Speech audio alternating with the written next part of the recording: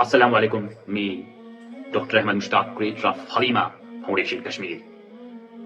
आप लोगों को पता ही है जो मेरा मुद्दा और मकसद है, वो सिर्फ यही है इस चैनल का कि मैं उन बच्चों तक ये पैगाम पहुंचाऊं जिन बच्चों ने अपने माँ बाप को अकेले छोड़ा है. उनके पास ये मैसेज मैं पहुंचाना चाहता हूं थ्रू दिस चैनल कि वो अपनी माँ के प्यार को समझे, अपने बाप की कदर करे.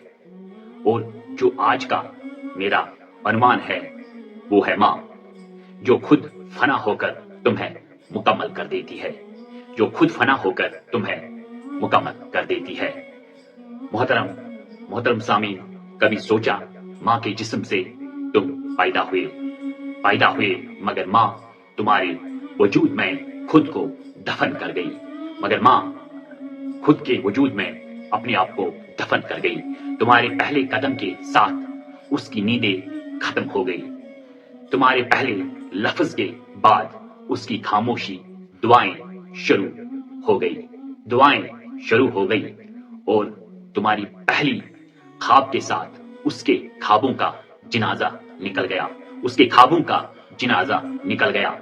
माँ वो हस्ती है जिससे दुनिया इज्जत देती है, मगर वो खुद अपने आप को सिर्फ और सिर्फ तुम्हारी माँ कहलवाने में फख्र महसूस करती है.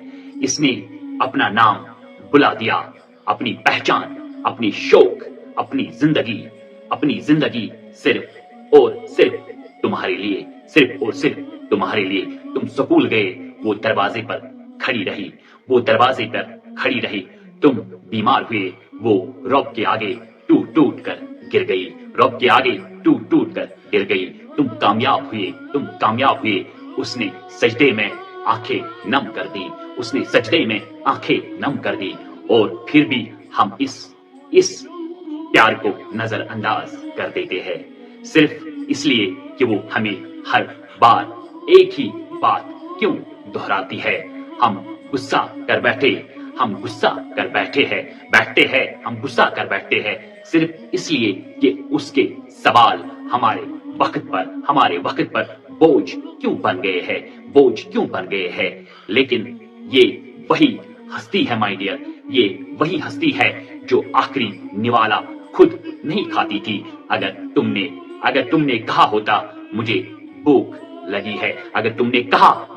लगी है, ये वही हाथ है जो तुम्हारे माथे पर रखकर बाहर खिलच लिया करती थी. और आज वही हाथ थरथरा रहे हैं और तुम मसरूफ हो गए हो. मेरे दोस्तों, मेरे भाइयों, माँ कभी जिंदगी नहीं मांगती, बस वो लम्हा मांगती है. जब तुम उससे माँ कहकर सिर्फ देख लो और थोड़ी देर इसके पास बैठ जाओ.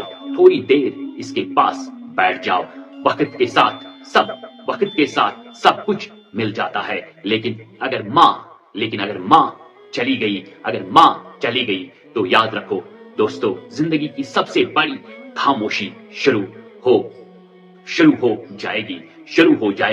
आखिर में एक शायर जो अल्फाज नहीं एक चीख है उन दिलों की जो माँ को खो चुके हैं. काश वो वक्त वापस आ जाए. माँ कहती थी आहिस्ता बोल, मैं हूं ना. अब तो चीखूं मैं भी सुनने वाला कोई नहीं. शुक्रिया. Take care. खुदा.